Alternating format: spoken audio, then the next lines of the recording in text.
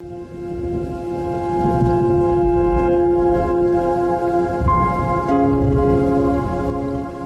Frankl said, "Everything can be taken from a man but one thing, the last of the human freedoms. To choose one's attitude in any given set of circumstances, to choose one's way." This is Finding Human with Sue Jackson. Stay tuned for the next hour as Sue explores the human psyche, what makes us tick, and how to live better, more fulfilled and more meaningful lives. Only on 101.9 High FM.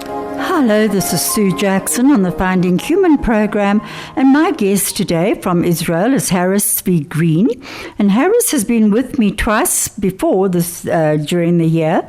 And if you would like to hear his previous podcasts, please go onto either YouTube, Sue Jackson YouTube, or onto High FM podcasts, and you'll pick up our podcasts there. Harris, hi. Nice to see you. And we're actually in new studios at the moment, so if you can see pipes, wires and things everywhere, that's what's going on. And I'm also very pleased that I'm not on TV because I got caught in the rain coming here. But our topic today is hope in the storm. And let me just tell you a bit about Harris. He was born in Cape Town. He made Aliyah 53 years ago. He is an accountant by profession, and he served as the chief financial officer for a number of Israel-based high-tech companies. He is married to Phyllis, and they have 3 married children, many grandchildren and also great-grandchildren. And he's a founder of Truth Be Told, an organization engaged in public diplomacy on behalf of Israel. Before we start, Harris, I would just like to dedicate our program, as we always do, to the hostages who have now been held for 186 days, and to their families who must be just going through such hell every day. And of course to the IDF fighting this existential battle for Israel and for us in the diaspora. I would also like to, on a personal note, thank Hatzola in Johannesburg for their unbelievable service to our community, and the way they can come into a very difficult situation and immediately bring a bit of calm in. Thank you, Hatzola, for being there for us always. Now, Peter Bailey introduced Harris and I to each other, and I had started before then reading Harris's blogs. Now, Harris, there were first of all, a few questions that came through, but just tell me how you are. I'm doing well, thank you. And your family? Well. The family, thank God, everybody's doing really well. Good. We're going to discuss that a bit later. One of the questions that came through yesterday was, why is Israel held to such a high standard? Actually, I must be honest, I don't have a problem with Israel being held to a high standard. I think what's incumbent on the rest of the world is to hold themselves to the same standards. I think one of the biggest problems that we face at the moment is that there's clearly a system of double standards and even triple standards that are in place. So Israel is quite rightly held to the highest standard. But everybody gives themselves, all the other nations of the world, and particularly the media and the international community, they allow themselves a completely different standard, and it's a much lower standard. And the only way we're going to achieve a better world is if everybody is answerable to the same set of standards, and everybody needs to be accountable. And can you see that happening? Unfortunately not. No, I must admit, I saw this thing about the SS Cap Arcona, and I saw just shortly after all the aid in Gaza, those cars and vans were hit, and the IDF were blamed for it and also took responsibility to a large extent for it. But I thought, this came up, and it said just a day before the German government surrendered in 1945, the British Royal Air Force mistakenly believed that the ocean liner SS Cap Arcona was a warship, and they sank it. The ship was carrying 7,000 women, children, and prisoners who were Holocaust survivors. Now, we don't hear about that, and I don't know if they were ever held accountable for that, or they just said it was a mistake. Nobody seems to be held accountable for anything. If one reads the way in which the Americans conducted themselves in Afghanistan and in Iraq, and the way that the British did, and the way that all countries that are involved in conflict, they all find themselves in situations that are difficult to deal with. And I know that it's easy to say we're in a time of war and mistakes can happen, and that mistakes shouldn't happen. They do need to be avoided, and very often at very high costs. But at the same time, like I said before, everybody needs to be accountable and held to the same set of standards. And I think that's what people are really struggling with, the fact that others are not being held at the same standards, and we don't hear much about our hostages. Everyone's talking about the Israelis not coming to an agreement on the ceasefire, and yet they forget that Hamas is still, the terror organization, are still holding our hostages all these many, many months later, 6 months already. Exactly. I think that the fact that Hamas has been designated as a terror organization by so many countries around the world, and yet these same countries take absolutely no action against it. No. They carry on giving them these discounts. In fact, perhaps it even pays to be designated as such an organization, because then you're just not accountable to anybody, and you kind of get this exemption from international condemnation. But Yitzhak Rabin said, we'll fight terror like there's no peace, and make peace like there's no terror. And I think that's what people need to understand, that if peace does come, Israel is the first one to accept responsibility in that peacetime. And it absolutely staggers me, I must admit, that Israel is expected to help so much. And I was reading an article by Gilad Erdan, and he presented a photo of the Palestinian Mufti with Adolf Hitler, highlighting the roots of the Israeli-Palestinian conflict. And he said, the UN will be remembered as a body that has been hijacked by dictators and human rights violators, a body that rewards Nazi-like monsters. The UN breaks the Guinness World Book for rewarding terrorism. And if Hitler were alive, he would praise the UN. And you know what? I thought, my gosh, those are very, very strong words. Now, going back to you, Harris, you started the blog a long time ago, and the first blog, I think, was "We Will Prevail, We Have No Choice." Wasn't that is that how you started it? That's correct, yes. All right, so tell the people who didn't hear your previous podcasts, please tell me a bit about why you started it. What I was looking for at the outset wasn't sympathy. I realized right at the very beginning that Israel would get some sympathy from the international community immediately following October 7. But I realized that, as soon as Israel took any action to defend herself and to rid the area of Hamas, that that all the sympathy would be replaced with animosity, and that's precisely what happened. So what I was looking for wasn't sympathy; I was looking for empathy.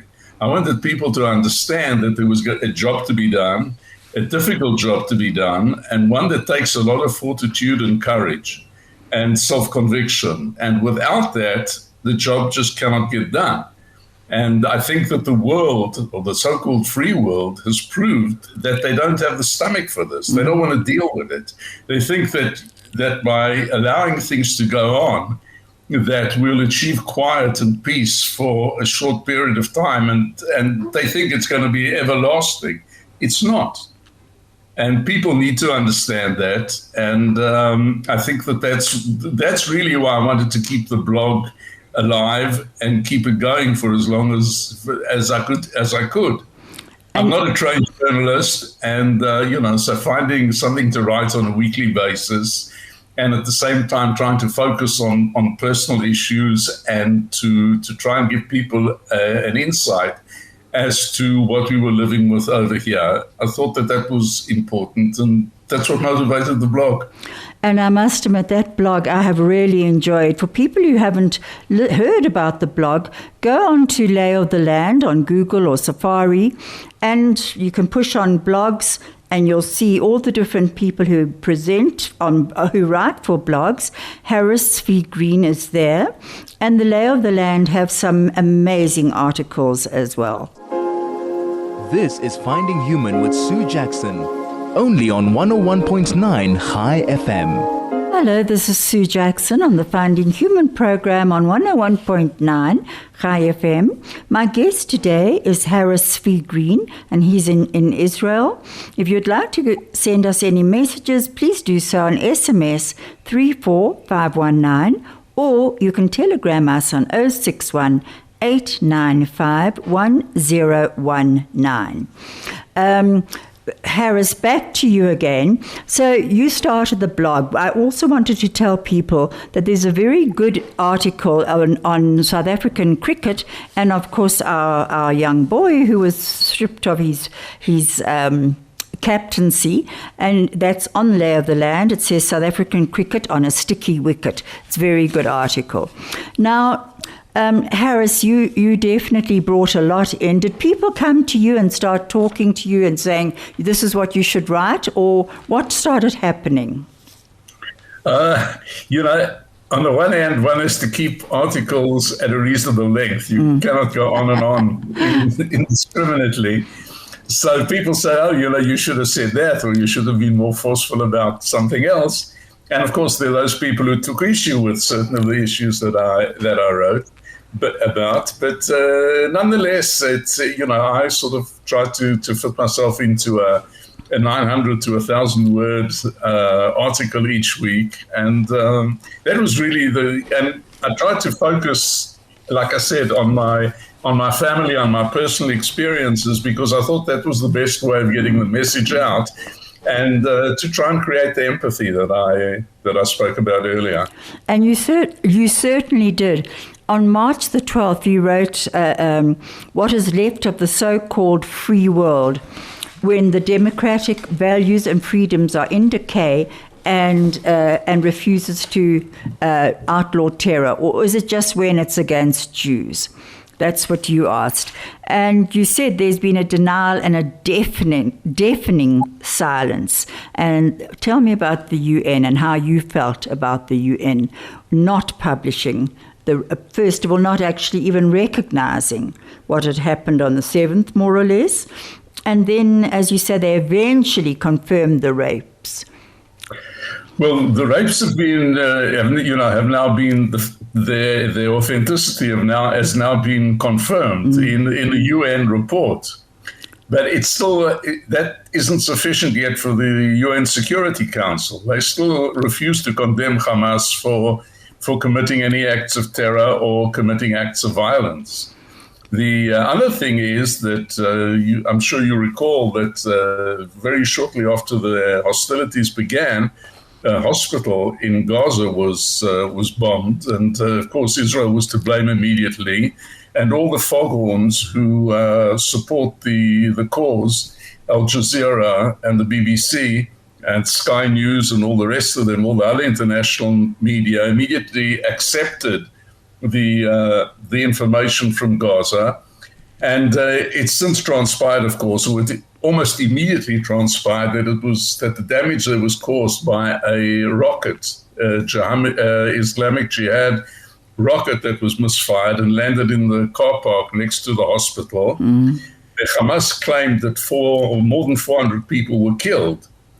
And the media said immediately that when Israel actually questioned, first of all, the number of casualties, and they claimed that what happened because of a misfired rocket, everything was denied. And they said, all the media said, but the Gaza Ministry of Health and the And all the Hamas news sources are always, they've got a good record and everything is invariably correct and the numbers sound reasonable.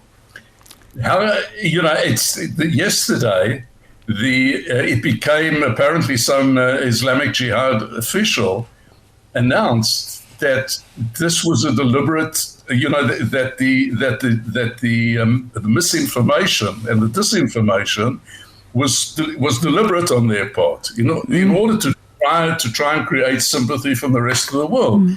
Yet the United Nations and the Security Council and everybody else, they're still going on with what was, with the existing stories. And to me, it sounds it's complete. I fail to comprehend exactly what is needed in order to call a spade a spade. We all know what happened. It's everything. People victims of the rape have exposed themselves completely in the most graphic way, and yet at the same time, none of this seems to be enough. Absolutely, and when you think about that hospital, the Shifa hospital, that we were accused, as you say, of bombing. It was actually Hamas itself into the car park, but we've had to go back in. Israel, the IDF have had to go back in because the terrorists are hiding there, and some of them have actually been dressed up in the maternity ward as pregnant women. And they are the terrorists. Now, to think of fighting a war like that, I must admit that I despair. How do you stop despairing?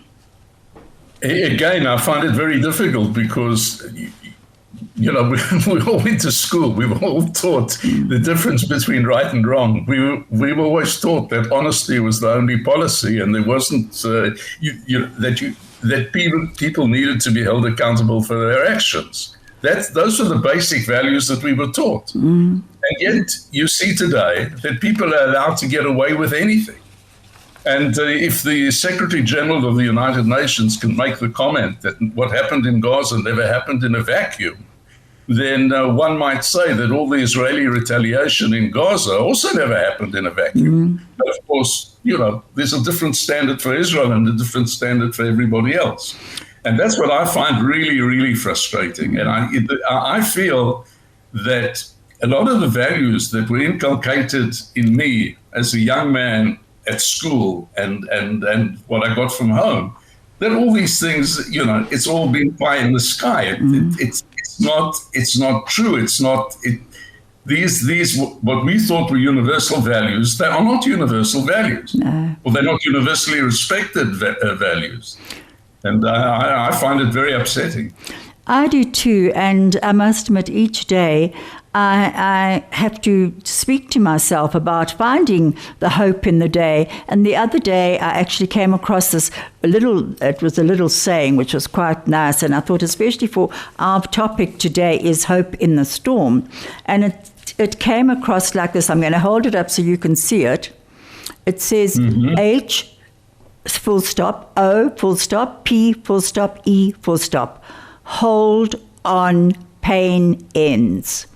And I thought to myself, I'm actually going to put that on my mirror, because I got a phone call yesterday from someone saying they'd just been listening to Al Jazeera, and it's just too terrible. How can I possibly even say that Israel is fighting a just war? And they literally attacked me on it. I don't even know. It was somebody I do know, but not know well. And I was able to say that, because I also picked this up on the 6th of April, about UN says Israel approved reopening of 20 bakeries, water pipeline in northern Gaza, and amid efforts to boost flow of aid into Strip, humanitarian officials says coordination to be enhanced between military and aid workers, and the trucks were entering from Jordan to be doubled up. Now, they'd authorized also the 20 bakeries. Now, in World War II, you and I both come from a family, from fathers and mothers who fought in World War II.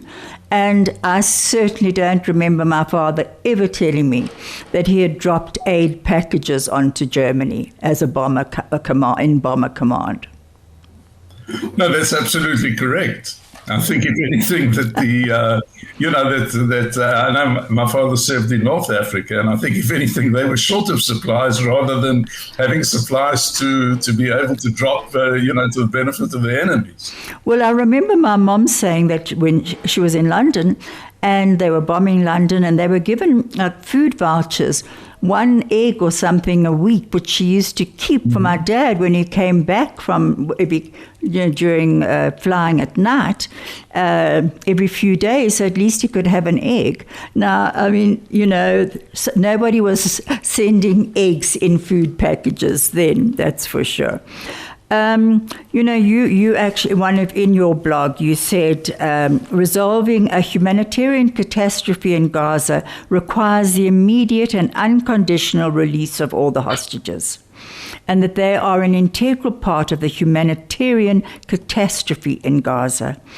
And you go on to say the Red Cross, UNRWA, and other UN agencies, Hamas and the people of Gaza, they're doing nothing to actually help us. They get the hostages are in this unique situation in that they are excluded from all the help that is going in to Gaza. Nothing gets through to the hostages. The Red Cross have not visited them, which is an absolute travesty. And so the medicine's not being given, and we don't even know. They won't even tell us how many hostages are still alive and who is there. Isn't it? It's very disheartening. Now, one of the questions was, when you are with your friends, it came through last time as well, do you laugh? Do you joke? Do you chat? How do you cope with each day? Basically, we take each day as it comes. We've been in this situation now for just over 6 months. I think today's 186 days. It's you sort of, human nature, I suppose, thank God, enables us to adjust and to accept certain things after a while. We do laugh and we do joke and we celebrate when we have the occasion. Naturally, we're not in any great rush to go on vacation or do things like that. But because our major concern, obviously, is for our children and for our close friends and family. But nonetheless, life goes on.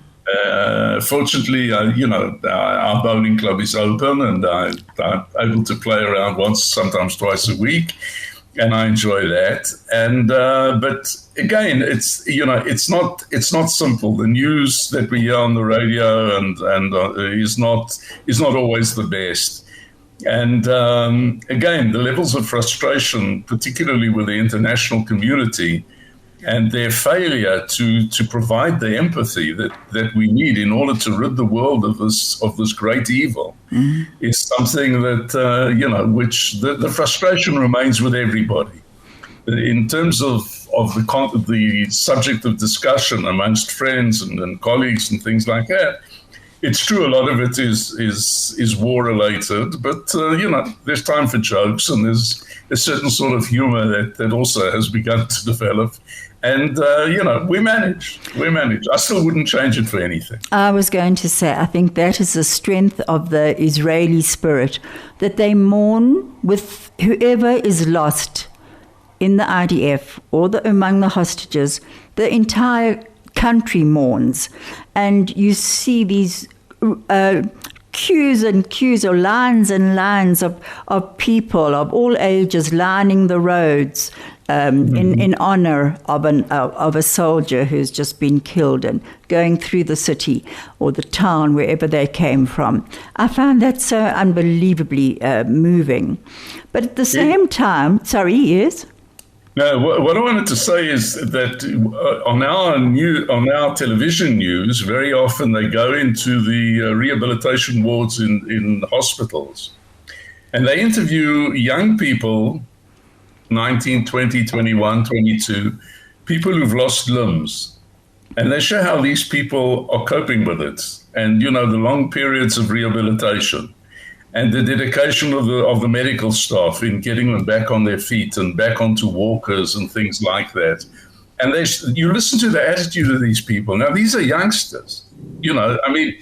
I've got grandchildren that are older than some of them. Mm-hmm. Mm-hmm. And you listen to the way these people speak and their resolve and their determination and their will to get better without any remorse regarding what they've been through. They don't have complaints about, why did they have to be born here and why did they have to do that? You hear from all of them that they've got absolutely no complaints or no grouses about having to have made such sacrifices in return for defending their country. Isn't that amazing? It's been unbelievable. And that's what gives me so much courage and so much inner strength.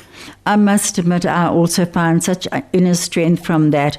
There was a youngster on showing that he had been shot, and he was lying in bed, and he had a plaster on just next to his heart. And on the plaster, he had written that it was a miracle that it had missed his heart. And that's what he was celebrating, the miracle of it. And then another young soldier who was mourning his friends, but was able to dance. And this, I remember seeing somewhere that it said joy is actually, what did it say? Joy is a form of resilience, that's right, and of resistance. And I thought, it's so true, because you see our soldiers dancing whenever they can. Suddenly, in the middle of being given food, they start to sing, or somebody plays a guitar, and everyone starts dancing. And when I say everyone, I mean everyone. Some of them have lost a leg. Some of them have lost an arm. Some of them are coming with their tzitzit, all their Jewish attire flowing, and the others without yarmulkes or anything. But they're all joined with their arms around each other, and they dance in joy. And that is definitely a resistance and resilience, which is, to me, I find that I have tears every time I see something like that. Me too. My eyes really, when I look at the young generation, what we call the TikTok generation, they have proved themselves beyond any shadow of doubt. They've outshone my generation. My generation, when I look at the leaders, the international leaders around the world, and I compare their resolve with the resolve of the TikTok generation, there's no comparison. Mm-hmm. The current generation of leadership, which is my age, or even slightly younger than me, it's been a disaster, and I see myself being partly responsible for that. But when I look at what our young people have given us and the world and the Jewish people, it's unbelievable. It really is unbelievable. And I think that as a nation, we have so much to be proud of. And so much to dance for joy with and celebrate, quite honestly. Walt Whitman once said, either define the moment or the moment will define you. Exactly. And let's face it, our young soldiers going in of all different ages are certainly filling the moment right now. And they are defining it themselves. I'll get back to that shortly. This is Finding Human with Sue Jackson, only on 101.9 High FM.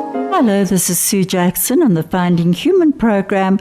My guest today from Israel is Harris V. Green, and our topic is Hope in the Storm. You can SMS us on 34519, or you can telegram us on 061 895 1019. Harris, we were talking about the younger generation, the TikTok generation, and I thought of something that Douglas Murray said. Now, Douglas Murray, I know, is a favorite of yours and a favorite of mine. He is a very well-known journalist, British and loves Israel. And he has become our best friend, I believe, in reporting very fairly on what's going on. And he was saying, he was asked about this younger generation of the IDF, and he said he's never been so impressed with anything in his life as he sees what these youngsters are putting up with, their absolute determination to help one another, to fight for their country and for the diaspora Jews. And they do say it is an existential fight. Douglas Murray himself says that. And he says he is in absolute awe at these youngsters. And that's what you're saying, more or less, isn't it? I'm saying exactly what Douglas Murray said, and I heard him say it, and the truth is he said it much better than I could ever say it. Or than I could say it. He said it in such a wonderful way, and it was so warm, and I really felt the sincerity in his remarks. And it made me proud that, that's my grandchildren's generation. Absolutely, I agree. He also quoted at one stage that this quote, he didn't say who it came from, you might know, that Israel does not exist because of the Holocaust. Israel is the insurance policy against the next one. Yes, I'm not sure exactly who the original person was who said that, but it's so true. It's so true and so appropriate today. And it was good coming from Douglas Murray, because he is able to say things that we as Jews are not able to say, because people will think that we're just being biased. Now, what I want to do, because time is going quickly, we're going to listen to a quick YouTube, and it's by Rabbi Lord Jonathan Sacks on anti-Semitism. What do Jews do? The return of anti-Semitism. Let us fight it together. Let us never be guilty of having anti-Semitism in here.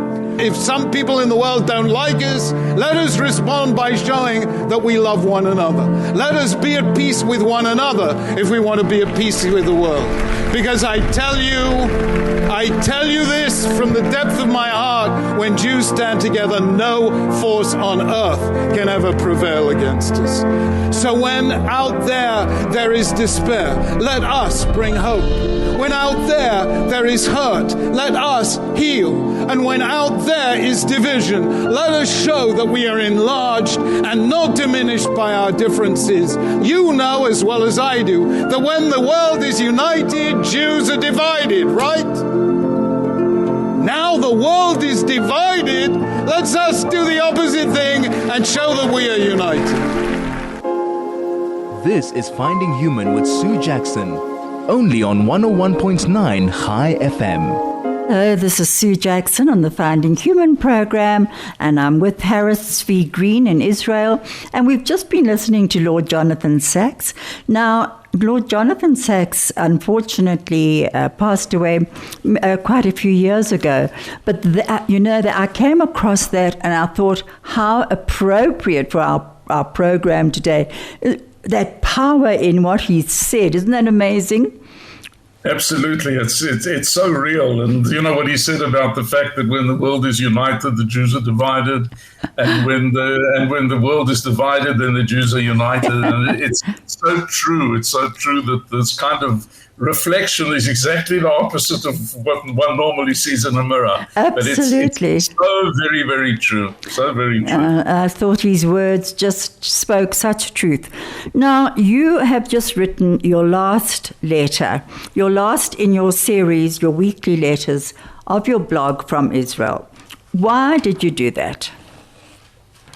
The reason why I stopped, frankly, is because I just found that it was a huge commitment, having to find what to write and to meet a deadline and things like that. Perhaps that's why I never became a journalist. I preferred becoming an accountant instead. And playing bowls. Yeah, but anyway, I mean, I've still got. I think I've still got a lot to say, and there's still a lot I want to say. Good. And I intend, trying to make my views and my voice heard as much as I can. And I'll use similar I'll carry on using a blog, but just in a different format, and perhaps a little less frequently than doing it once a week. Yeah, maybe that would help you not feel that you have to have so many words every single week. It is quite daunting, but please don't stop completely. Now, there's just one other thing I'd like to say about that, is that I got to the stage where I found that I was beginning to repeat myself.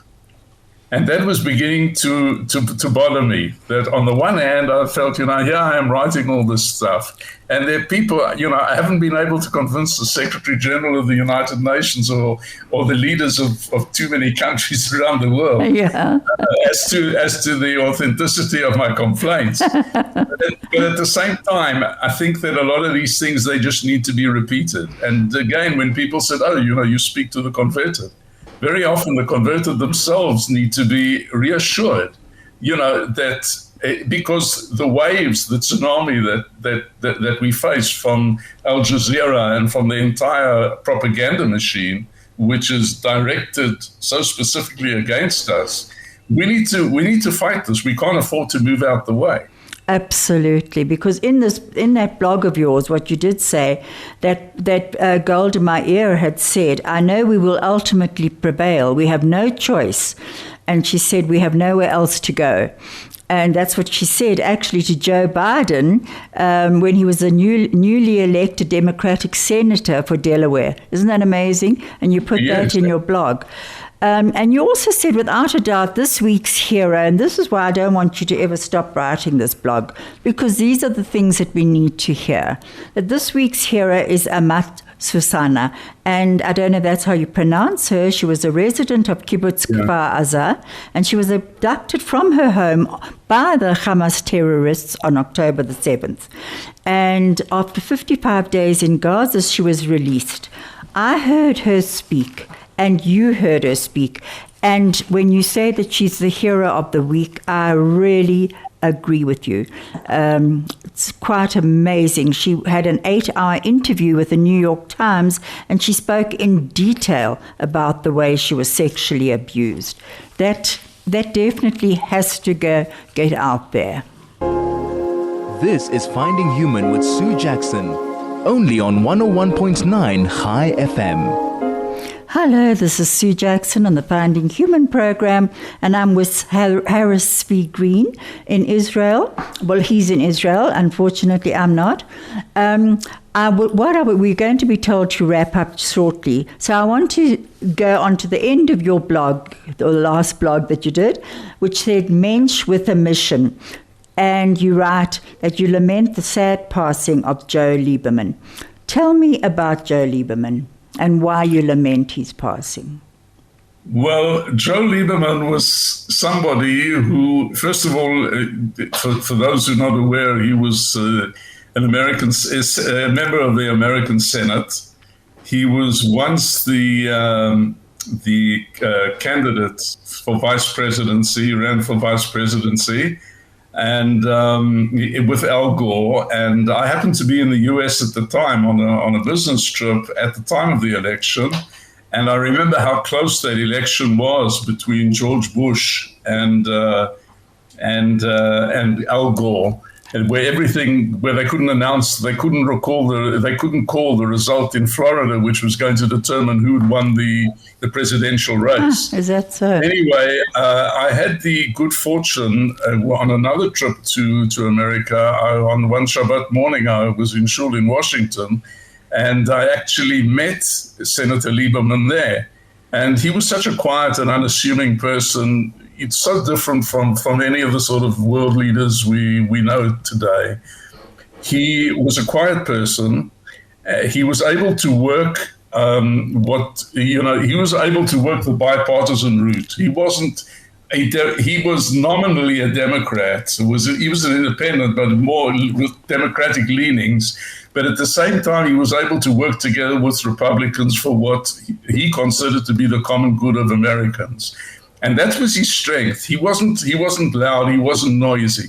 But whenever he had something to say, you always heard him. And that's the political leader that that I would like to see dominate the world scene, and not some of the people that we've got around today. I'm in absolute agreement with you, I must admit. And, with him, funny enough, he got some coverage even here on our news as a person with values. So, and I must admit, South Africa doesn't often recognize a good Jewish man. But, Goethe said, talents are best nurtured in solitude, but character is best formed in the stormy billows of the world.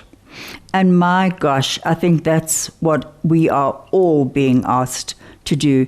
Face these billows of the world, these stormy, stormy billows of the world, and stand up for what we believe in. Stand up for our Judaism, our love of one another, of our connection with other nations of the world, and let's be the light that we can all be. Harris, would you like to say anything to end? Just again to say what I've been trying to say for the last 185 days, and that is to give people the reassurance that we will prevail. We really do not have any choice. And we are strong, and we also, I think, we realize our strengths. And even when the whole world comes against us, we're now on the eve of Pesach. And we say at the beginning of the Seder evening, "V'hisha amdal avotenu," that this isn't the first time in our history that a nation has rose up against the Jewish people. It's happened. It happens generation after generation after generation, and we're still around. And that is something that is unique. It's something we need to be proud of. We need to be proud of our Jewish heritage, and we need to treasure the freedom we've got. And in my opinion, the Jewish people today have got that in the form and the shape of the State of Israel. Amen to that. And also, we will carry on telling the story. And Absolutely. The stories will go on for generations to come. We're going to be ending with a song. It is a song that's an Israeli song that's just come out on YouTube. It's called Hurricane. Thank you, Harris, and it's been so nice spending this time with you. Thank you. Thank you. Thank you very much for having me. Thank you. Thank you, Craig. Thank you, Vusi, and thank you, Makundi.